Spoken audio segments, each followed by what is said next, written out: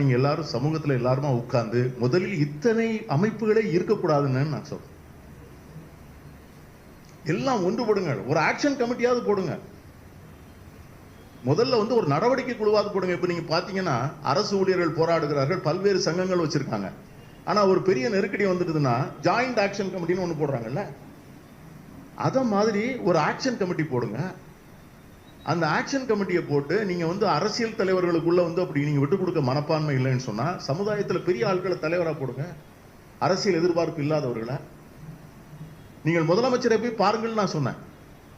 முதலமைச்சரை பார்த்து நீங்கள் கோரிக்கை வைங்க.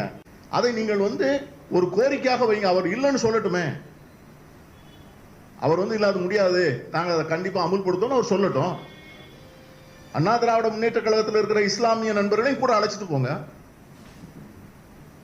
இதை நீங்க நான் என்ன சொல்றேன், இது ஒரு பெரிய ஒரு வரலாற்று முக்கியத்துவமான ஒரு கட்டம். இதுல இந்த சமூகம் எப்படி ஒரு முடிவு எடுக்கிறதோ அந்த முடிவை தான் அடுத்த 25 ஆண்டுகளுக்கு இந்த சமூகம் பயணிக்க முடியும். ஆகவே முதலில் நமக்கு எதிராக இருக்கிற நெருக்கடியினுடைய ஆழத்தை புரிந்து கொள்ள வேண்டும்.